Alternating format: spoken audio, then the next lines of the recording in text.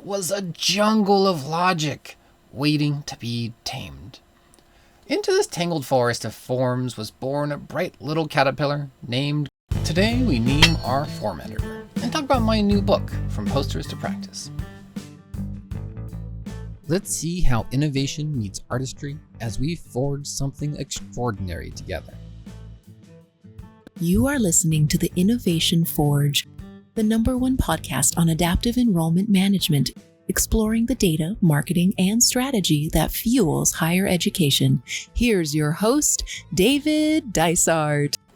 Today I announced the last name of the Consultant Cadre Naming Competition, and I talk about my new book, The Innovation Forge, From Posters to Practice, Volume 1, Journeys. Let's see how books and the form editor take shape today. I am putting together, it's over 70 vintage style posters and a little bit of an exercise, a little bit of detail, a little bit of education, a little bit of school, but also some direction for next steps for readers to take. And I really break down in the first kind of introductory preface chapter how to use the book, and whether that's through your own study or as a team. But I wanted to just talk more about the concept of the book and the inspiration and kind of my personal enjoyment of the vintage posters. I feel like, I don't even know how long, but I've always enjoyed like vintage like travel posters, whether that's for like cities or airline travel or that really like nice old fashioned like illustrated designs. So I have a few of them in my house. I think my wife was kind enough to get me a few. I have like one from like Scotland and New York and stuff like that. And I've always really enjoyed those, and I've always really enjoyed like the like vintage spirit illustrations as well. Not enough of a drinker, especially from like vintage brands and whatnot, to like the old absinthe ones and stuff like that. Not enough of a drinker to actually buy any of those posters. And then like the national park posters, like the WPA ones. I've actually done in Illustrator like the old boxing fight night bills. So just those like kind of really vintage style posters I've always really enjoyed. And always like, that's definitely one of the things I always look at. I'm a big Home Goods, Marshalls, Ross fan. So always looking through the art section there to see if there's anything to snag. Whether that's paintings, big fan of like oil paintings and stuff like that. Or these kind of posters. And I was at, I think it was Home Goods, probably Ross. And I was just like, they had some, it wasn't quite right. I'm like, oh, these are cool, but it's just not perfect.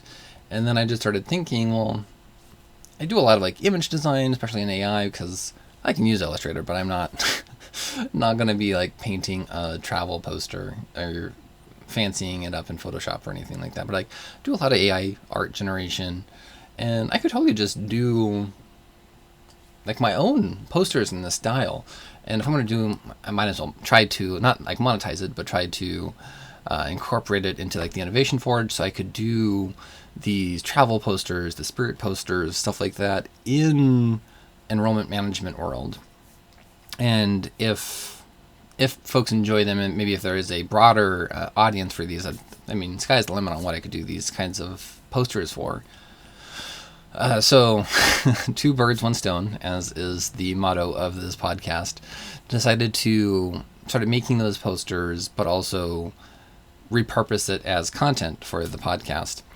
And then really just starting to like, oh, this could just be an entire line to cover the content. So, another book that I've been working on slowly is the Fieldsmith Guide.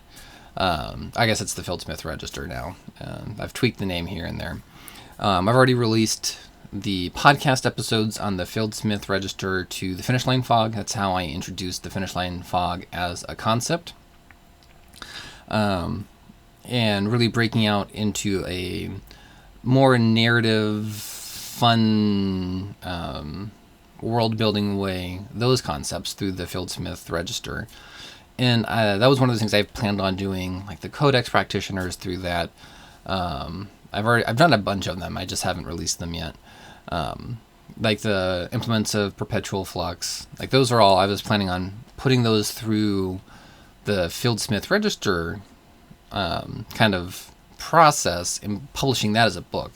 And for the Finish Line Register, I mean the Fieldsmith Register, it kind of it's like written by the Threadweaver, keeper of the Yielding Loom, and it goes into a lot of lore and world building and a fun way to just kind of present these educational materials that talks about enrollment management or finishing projects or those kinds of things. Just it's a fun way to present it, very stylized in the world of the Innovation Forge. I'm like, oh, okay, well, I can kind of this could be another skin for presenting material. It's a little bit lighter than the Fieldsmith Register, which goes into a bit more detail as to like what these concepts are, how you can kind of recognize them in the wild when you're running into them, and how to like solution or troubleshoot or fix them. And that was a really interesting kind of angle to take on, like, okay, this is just one layer back of being able to engage with an audience at a little bit more higher level, still very much so stylized in the Innovation Forge world, not necessarily the blacksmith motif, but just very stylized and very like accessible, because every poster represents a topic, and each of those topics rolls into a 12 to 13 poster series. And then each of those posters has about a 200-word kind of description what it is, in world of this being a coffee table book, and just kind of like a, oh yes, this historically this poster captured this airline or this kind of concept. So very much treating it like a coffee book, lighter entry into the content delivery. And then at the end of every poster, I just ask a question. How can you kind of be applying this concept to your work? And how could you be implementing process improvements? How could you look at something in a little bit different of a way? So every poster has that kind of field guide to it. Like what it is, who's doing it, what the impact is, and then how can you incorporate this? And I think this is probably the first book the author wants you to actually tear pages out. Because it's posters. That's definitely an artistic rendition of these concepts. So I'd love for folks to just chop it up, post it, tape it up, put a magnet on it, whatever it is, so that you can see it and understand what your work is and express yourself through these different concepts. Or just be pretty and still relevant to your work. So I'm like, oh, okay, so basically every topic that I want to cover is going to have 13 posters, about 200 words per poster, a little bit intro, a little outro. So if I do this on all like 12 topics that I wanted to do, that's like a huge book. And when I did like the hardcover for my first book, The Innovation Forge, Engagement Scoring and Predictive Modeling in the Slate CRM, I just couldn't do color in the hardcover, or else it would have been, oh my gosh, I don't even remember how it's expensive in black and white. And I don't even think I did. Yeah, the hardcover doesn't actually have any of the fun photos. It's just screenshots in black and white of the content. But the paperback and the ebook and the PDF that I've given out has those full color fun images, just kind of, again, helping illustrate the points, being a little bit more accessible, enjoyable. It's how I would have wanted to ingest this material when I was doing that. And still, of course, working on it and getting better at it. So yeah, the hardcover doesn't even have those fun pictures, and the pictures it does have is in black and white. So the cost to do what is essentially over 150 full color posters, plus the flip pages to talk about it, like that would have been obscene cost, would have been a huge giant book, over 300 pages. I don't even know if can Amazon do a 300-page book? They probably can, I'm sure. So I'm like, okay, I'll break it up into 2 volumes. The first volume will be 6 topics. Second volume will be 6 more topics. And that kind of also really made sense to balance it between kind of more the journey, where you're going, what it is, and then more distillations for the second volume to really get into more detail about the granular professional development, concept exploration, stuff like that. The second volume is definitely going to be much more in depth, and I think it'll expand much more on the concepts and be a more educational. And I think the first one's a little bit more of a softer entry into a lot of the stuff. So the first volume, so it's the Innovation Forge from Posters to Practice, Volume 1, Journeys, long title. I've probably, for better or worse, decided to keep the Innovation Forge as like a series title for all the books I'm going to publish under kind of that umbrella. That includes the Forge Bellows, that includes the Fieldsmith Register, includes other ideas popping around. So the first one I'm exploring is the Codex Practitioners. And this kind of goes with the second topic, which is the enrollment aces. And these are two groups of archetypes of just those everyday practitioners that we work with, that help enrollment management and fuel its service to students. So the Codex Practitioners is an exploration of those archetypes through World Fair posters or pavilions, essentially. And those are super fun, a little bit more Art Deco, a little bit more blocky, a little bit more... though that one I probably could have done more so in Illustrator because it's more shape-driven. Still would have taken so long. And they definitely wouldn't have been as good as what AI was able to generate for the posters. So then the next one, Enrollment Aces, again exploring these different types of archetypes in enrollment management, and did this through kind of the lens of like those old like airline posters, which that was super fun. And then the third topic for the first volume is the finish line fog. So this is not necessarily an enrollment management topic. I wanted to explore personally kind of the blockers I have when trying to finish a project, implement a project, hit that finish line.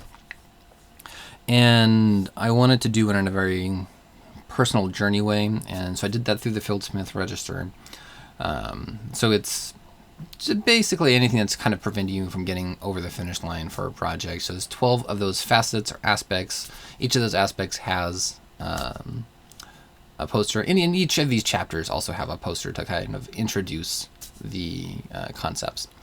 So that was fun, and that was kind of in the old movie poster style. If you're thinking, I had a hard time really getting the art style that I was kind of thinking. I was kind of more so picturing like the old Star Wars posters and stuff like that, but I think what I ended up settling on was a good presentation of an art style for it that isn't going to kind of step too much on like the travel posters and stuff from the next volume. And then the fourth topic was the Great Enroll Oppression. And the Great Enroll Oppression is another concept that I've come up with, tinkered with. Just all of the barriers, all the pressures, all the compression, all of the headwinds that is facing higher education right now. And I'm exploring that through what is currently the Forge Bellows newsletter, what will eventually be a book. And each of those chapters is just, I'm also a big fan of podcasts that are like news aggregators, so you can kind of get an understanding of everything that's happening in the world under the umbrella of a personality or a podcast or a newsletter. And there's not a lot of those in higher education. Like there's the AI one, which is Not Talking Tactics. That's another one I really like, but they just kind of changed their format to be more AI centric, and that is a little bit more of a roundup of what's happening in the world of higher education. So I wanted to do that as just a general. I think that would be a fun podcast to kind of aggregate what's happening in higher education. And then, so I started doing that, and then I'm like, oh, well, I should do one on adaptive enrollment management. That way, the articles I'm getting and doing summarizations and expounding upon, I can guide that and I can kind of shape that into adaptive enrollment management. Because I was wanting to write a book on adaptive enrollment management anyways, and when I've already talked about that book and that process. So, and then I was like, oh, well, this is interesting, but I feel like a lot of what I was getting into in the adaptive enrollment management, Forge Bellows, was also just treating the symptoms of the headwinds that higher education is facing. And so I was already like well into the adaptive enrollment management project when I'm like, I just need something. I need a central term to kind of bring this conversation. And people come up with terms like the demographic cliff, the search cliff. But this is kind of that umbrella that's even one step higher that encompasses those things. And again, it's a 12-chapter, 12-topic breakthrough of those kinds of concepts and topics and explorations. And had I not already been so far into the adaptive enrollment management project, I think I would have loved to really create more synergy where, and it already is kind of the enrollment oppression is the problem, adaptive enrollment management is framed then as the solution. And you can see that in the design choices I've made. So like, the great enrollment oppression for Forge Bellows is, you see like the rubble of a higher education building, the gate is still kind of there, and there's the blacksmith there. With his hammer, with the anvil, with the spark, but it's very grim, very gray, very black, very sorrowful. And then the adaptive enrollment management piece is that same blacksmith, and now he's got the hood down, it's got more of the red color, it's got the rebuilding process, he's got the paper, and I'm trying to think from memory what all the design concepts were, but he's rebuilding higher education. And I would have loved to play on that angle more and have developed more synergies of, okay, so this is the first chapter of the Great Enrollment Oppression, and here is how adaptive enrollment management is not necessarily the solution, but is the next step after that. And I think a couple of years from now, I'm going to just be like, I should have just scrapped what I had worked on, really developed a better framework, but I didn't do that.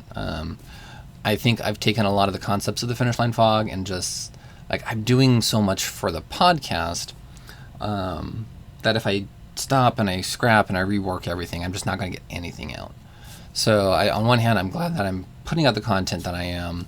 On the other hand, I think I definitely could have served me much better and could have served the audience much better and could have found a wider audience had I developed the structure of these two content pieces better. But kind of was already committed to the work I had done on the adaptive enrollment management piece. And I honestly, I don't even think that's going to be the bigger one. I think the Great Enrollment Oppression, Forge Bellows, is definitely going to find a broader audience and going to have a much bigger impact.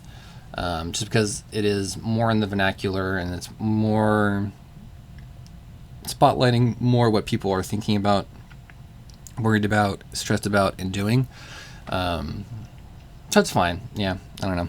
Again, I'm not talking about the Forge Bellows. I'm talking about from posters to practice. So yeah, so that fourth topic I'm covering is the Great Enrollment Oppression. Each poster is reflecting a chapter of the Forge Bellows. Then the fifth is the Eternal Stack, or the Eternal Track. And this is definitely one of the more far out things that I've kind of done under the Innovation Forge umbrella.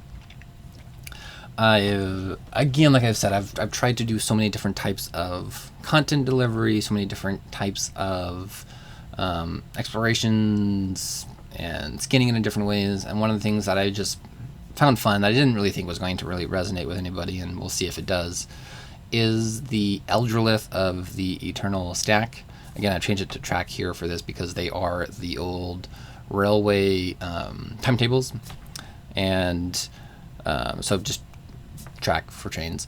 And it was just a fun kind of post-episode cap that I was doing as a fake journal entry exercise for like categorizing different higher ed software systems and discovering that these were actually like outer dimensional entities, kind of like very Cthulhu-esque.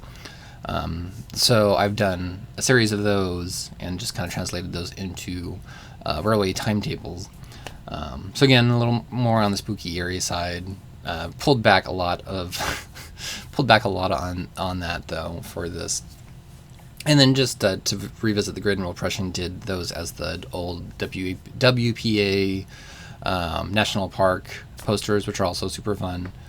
And then the last one is the Implements of the Perpetual Flux.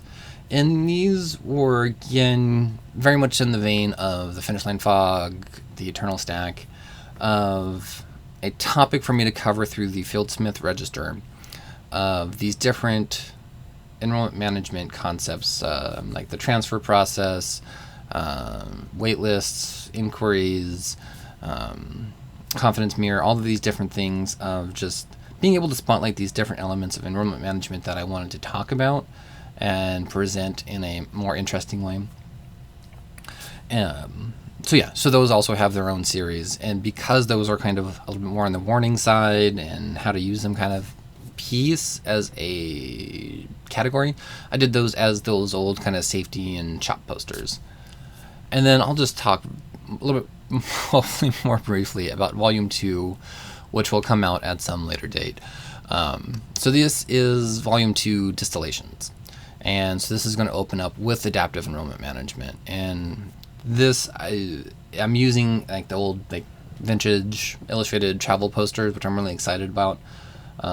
Between that and the spirit posters, those were the two things that I really wanted to, that's what sparked this as a project that I wanted to do. So I have to wait until Volume 2 to do both of those, though. So yeah, it's going to be an exploration of adaptive enrollment management. Again, I'll break it down into the 12 chapters that the Forge Bellows is going to cover, and go through that topic through this format. And then beacon data. So part of the adaptive enrollment management system is beacon, and this is behavioral, ecospherical, and I probably should have refreshed myself on what beacon stands for, because this beacon is one of those ones that's changed a few times as to how exactly I wanted to frame that acronym. And let's see, as I open up my book and I find inside of it my chapter on beacon.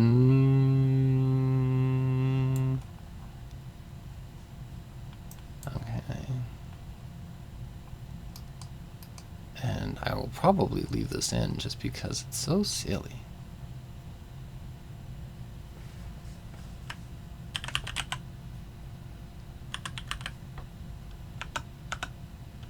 Oh, I'm in the wrong document. That's why I'm like, why can't I find it? I'm like, oh, I'm just fully in the wrong document.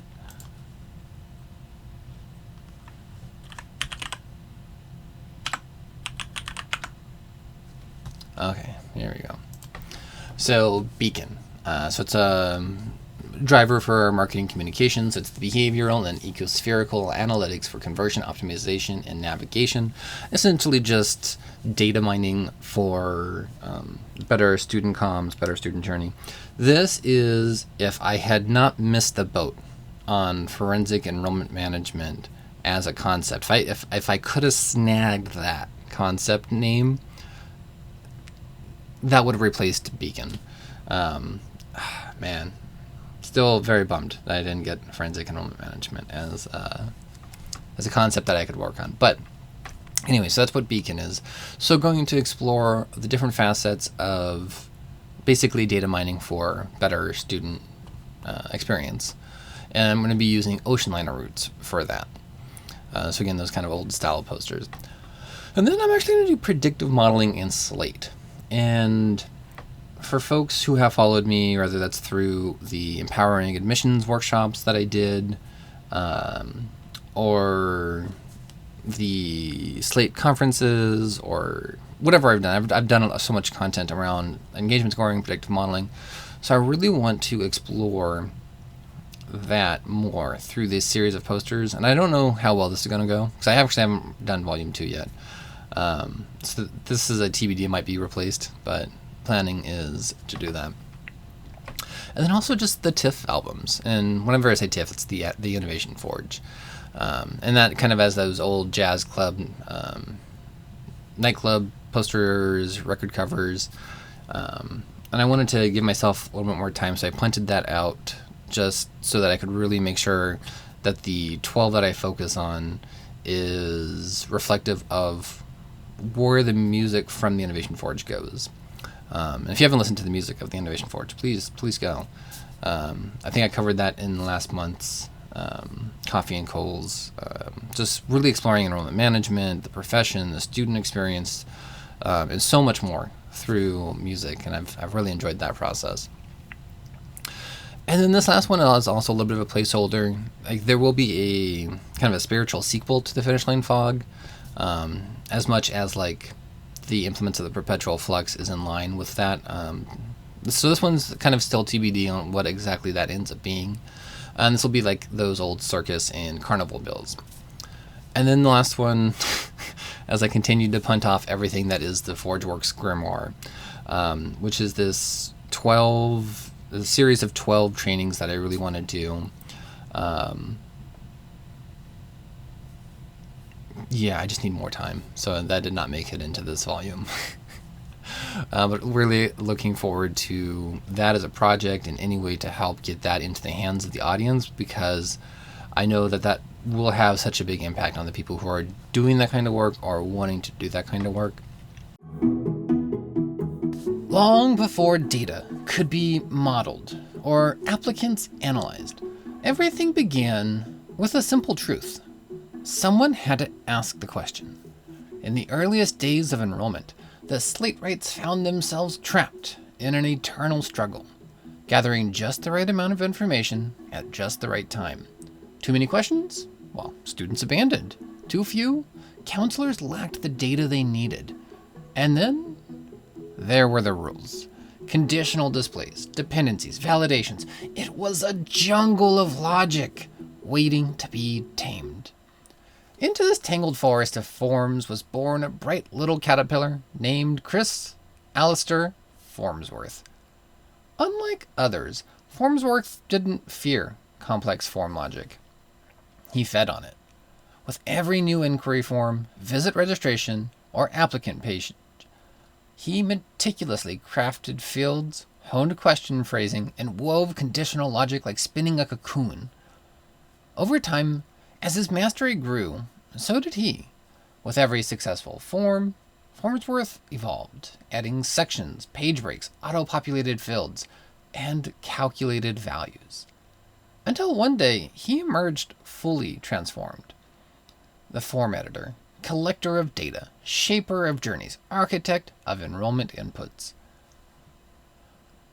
Now adorned with brilliant wings, symbolizing the metamorphosis of raw inquiries into rich datasets, Formsworth flits from form to form, ensuring that every question is intentional, every data point collected with care, and every student's experience is as seamless as possible. Some say if you watch a form build itself late at night, you may spot the faint glow of Formsworth's wings working behind the scenes and hear the faint whisper. Every field is a future insight. And that's the last of the Consultant Cadre. In 2026, we'll name the Codex practitioners, 12 everyday artisans that help shape adaptive enrollment management. We'll also get their backstories, listen to their songs, and prepare you for the next Forgesmiths trials, where you vote on LinkedIn to see who will win the sigil this year. The Ledgerborn and Metricurgists served as my co-hosts in the last Forgesmiths trials. This year, I will be joined by 3 finalists, the Slate Captain, Slate Wizard, and the Wildcard, to forge a new competition. So join me in 2026 as we name the Codex practitioners and find out your favorite through the Forgesmith trials.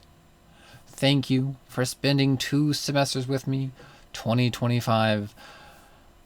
We're going to go on a hiatus.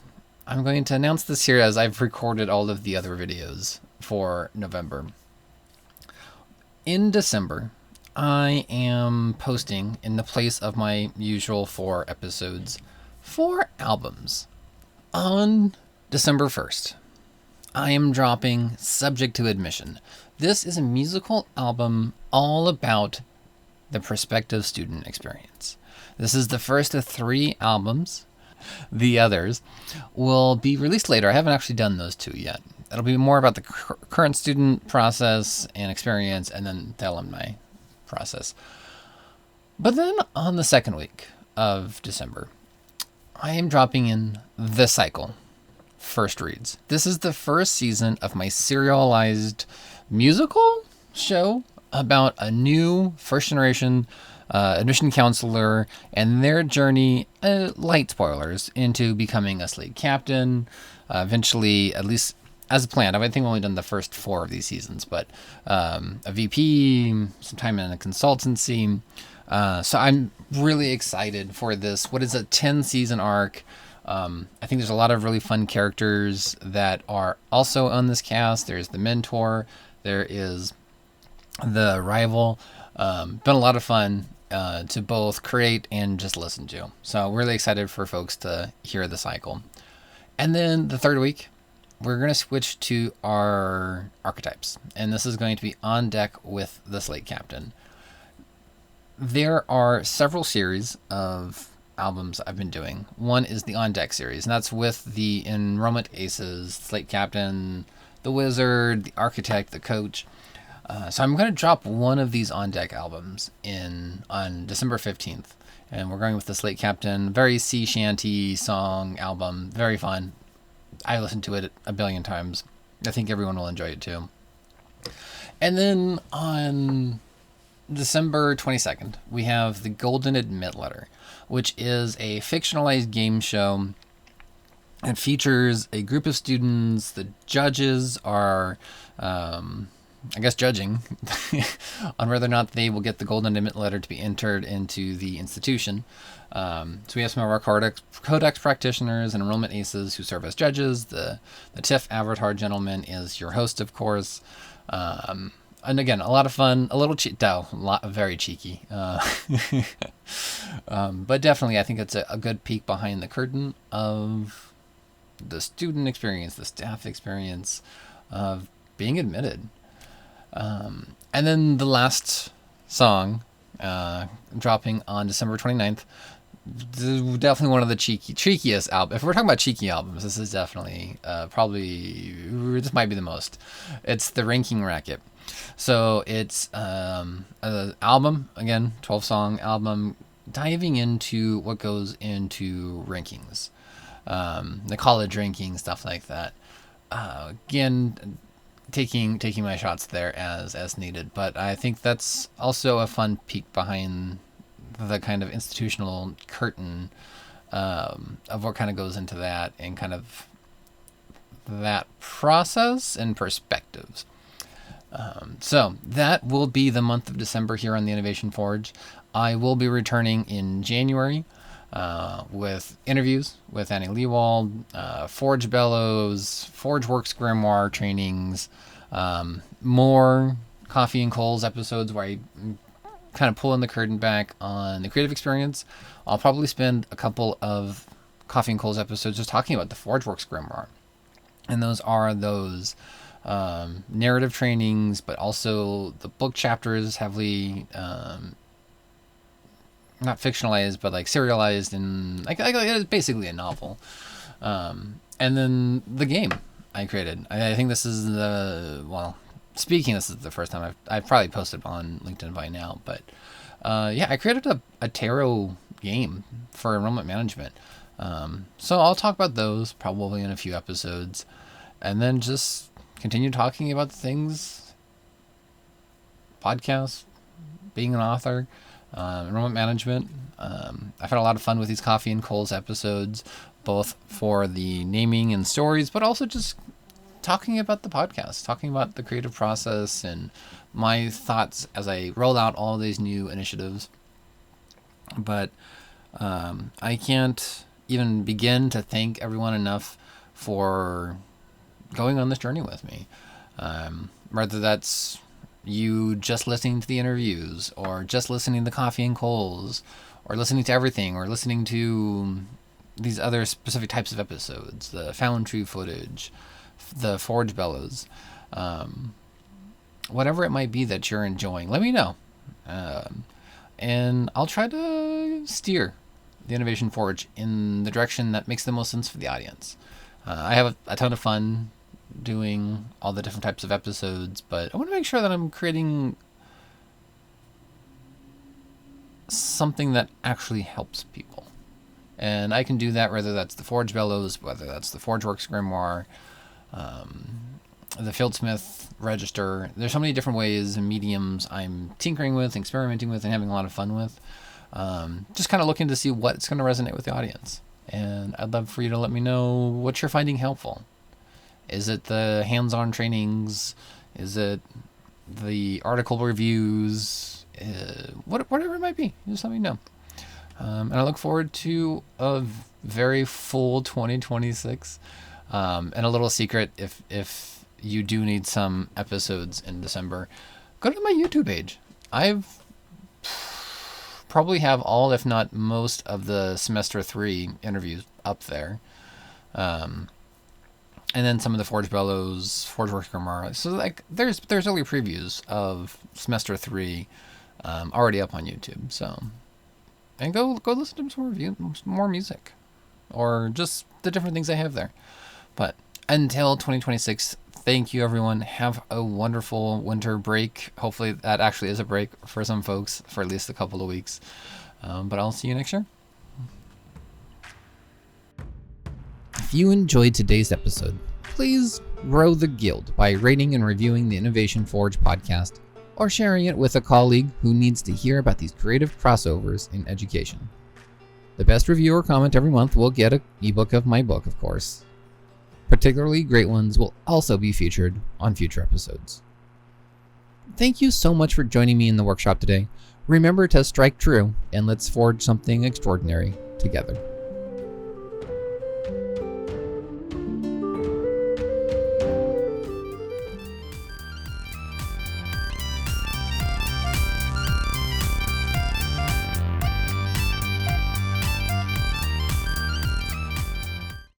Welcome to the Innovation Forge.